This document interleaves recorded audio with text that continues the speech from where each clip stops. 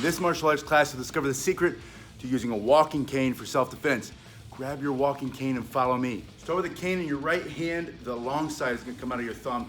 You're gonna rotate that forward. And this is to lubricate the joints, to get the blood flowing, to warm your body up, so you can stay safe from injury during this workout. Now turn the hand over and bring it back.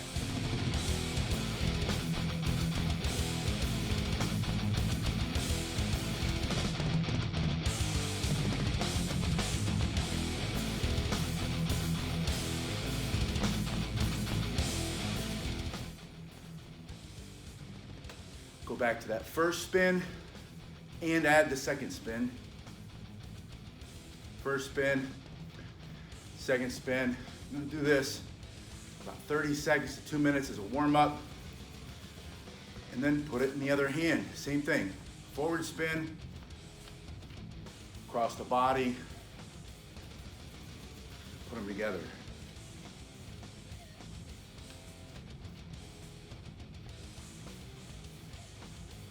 If doing this exercise standing up is a challenge for you, do it in a chair. Same exercise. Just lubricating the joints, blood flows, your heart rate starts to rise a little bit, you're getting a good workout, you're engaging your core muscle, especially when you come across the body like this. It's good for brain, neural pathway development. It'll make you younger and smarter. It'll help to stimulate some of those stem cells in the brain, which can go to other parts of your body and give you more healing faster. But everything you do standing with this self-defense tool, walking cane, can be done also sitting. Why it's so effective, it's such a perfect self-defense tool, because it's really a medical device you can take anywhere. Take it with you when you travel, take it with you when you go to the movies, leave it in your car.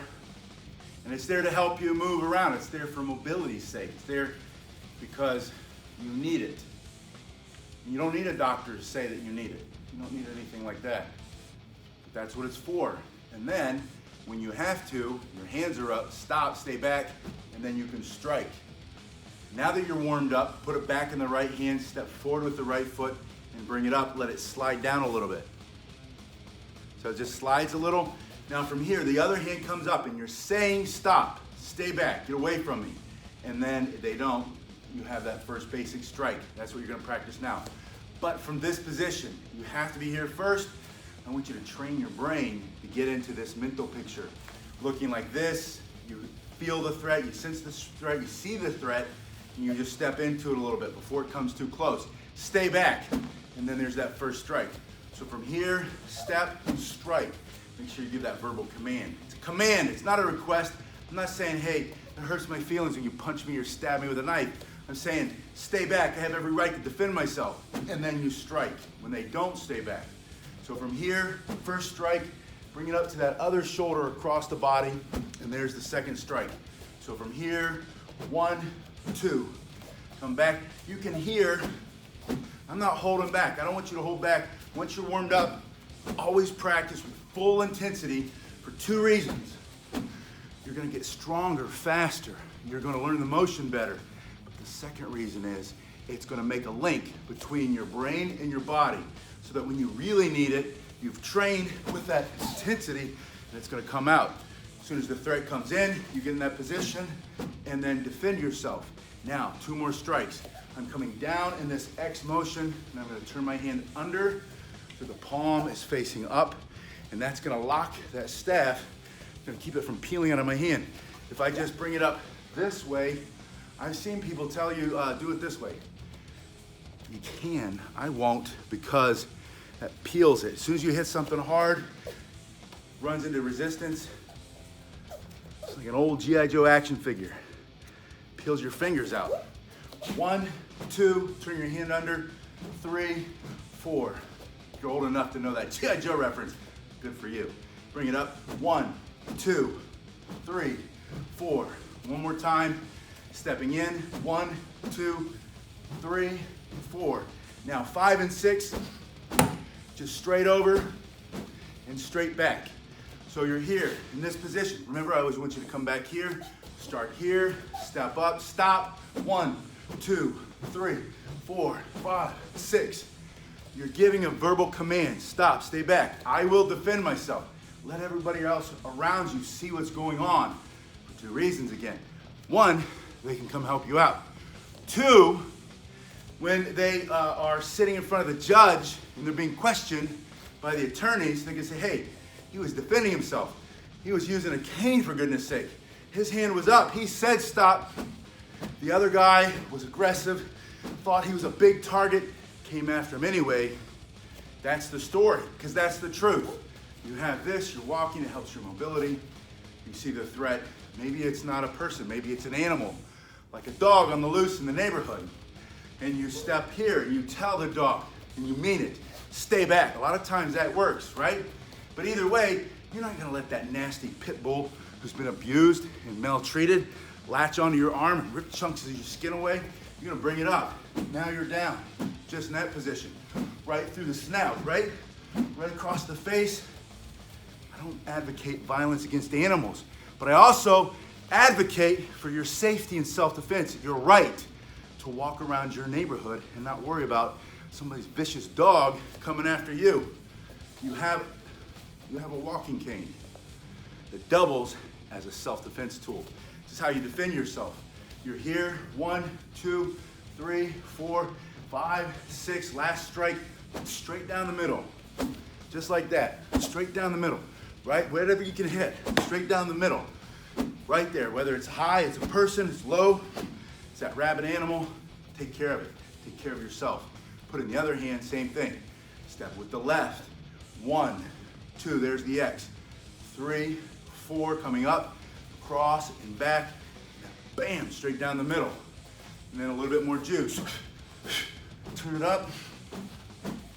Practice that intensity, both sides of the body. If you're not practicing both sides of the body, and maybe you can't, but I'm talking about if you can.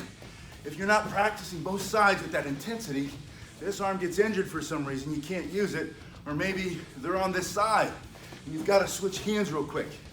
You have to be able to fight with both sides evenly. Now, let's do that in a chair so you can see what it looks like. Now, even if you don't need to sit in a chair because you're more mobile than that, you're not that injured yet, and good for you. Count your blessings, wake up every morning, pray to God, thank you that I can still walk and I can still use my legs. Some people can't, some people are more injured. But even if you aren't, you should always practice this way. Maybe you are at the movies, in your seat on the plane. Maybe you're in your car and you're trying to open the door and someone is aggressively trying to attack you and you have to fight from this angle. Again, make that mental connection between the physical self and the mental self. Give yourself a mental picture. Here's my right hand. I bring it up, bring it through, turn it under, through, bring it up, bring it straight across, and then straight down on top. I also have just extended my reach quite a bit so that I don't have to wait until he's right here or he's on top of me. I can bring, hey, back up, 1, 2, hard as you can, 4, 5, straight down the middle. Do both sides. Hands up, stop, stay back. I will defend myself. Maybe you don't have time to get that all out. Focus on the word stop. That's all you need to start with. Start with stop. 1, 2, 3, 4, 5, 6, 7. And then the other hand brings it up. 1, 2, 3, 4, 6. Now there's one final move I'm going to show you a little differently when you stand from when you sit. Final move I want you to do in this workout today. After you've done that last strike where you come down on top, you're going to bring it up. Now see what I did with my hand? I just do this.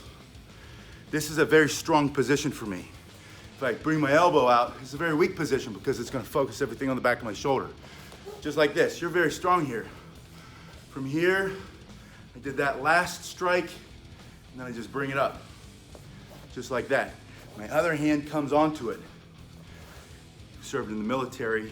You served in combat arms, it may be in the military. Maybe you served in the military, but you didn't do this. But let's pretend you were a Marine like me. And you did all this hooking and jabbing with your, I don't need to get too intense, but this brings out the best in me, right? So you're here, you did that last strike, here's your rifle. You've got that bayonet on the end. Straight in.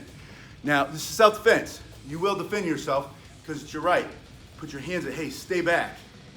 You did that last strike, you bring it up, just like this. And then I come straight in. My whole body is moving in to the attack, which is really a defensive attack. You're attacking on the defense. You didn't start it, you're trying to stop it. You're trying to protect yourself, protect somebody else. Your hands are up here, you came through, 2, and you're up, and you're across. You do that last strike. Maybe you don't do them in that combination, but maybe you did one of those, and then you did one of those, and now you're here, because that's what makes most sense. You can either do it here with the tip, or think of here, that big old fist, big old knuckle coming in, right? Smashing them in the face. It's like the rifle butt, right? The back of the rifle, you're putting the thing, bam, just like that. For self-defense, you're just trying to defend yourself. Stop. It's all about not feeling like a victim all the time. Not feeling like you can't go outside your house anymore because you have limited mobility. And if you do use your cane, people are going to take advantage of that and they're going to see you as a target. In the FBI, all the statistics show, people with canes are seen as a target. And they're, when they interview the criminal, the perp, they say, why'd you attack? Well, he had a cane, he was an easy target. That's a real thing, right? We know that, we sense it. Now you've got a cane and it gives you your mobility back and your body starts to get stronger again. You start to get leaner, start to feel younger, start to feel more energized and engaged in life and alive. But you also have your self-defense tool. And you don't want to use it. You don't want to hit somebody with that. You kill somebody, literally kill somebody.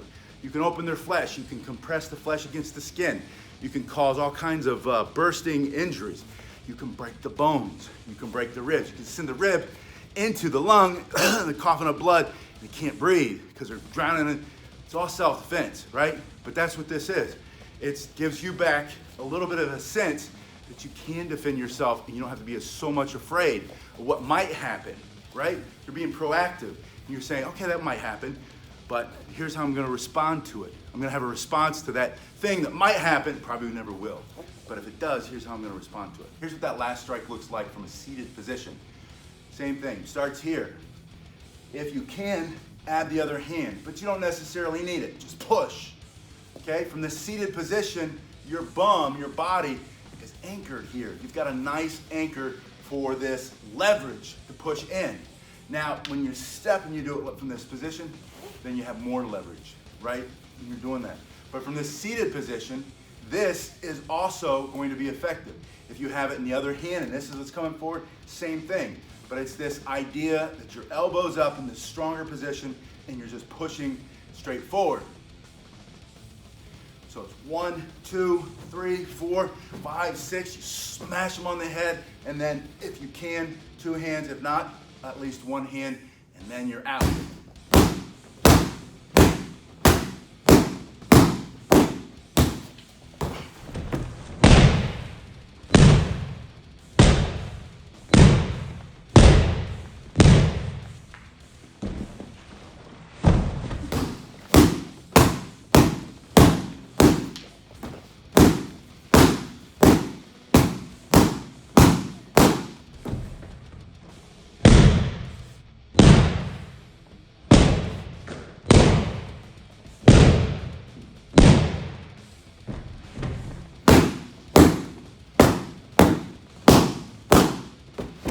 Practice it on a bag, but check out these other videos on what else you can do with your cane, and I'll see you on the next one.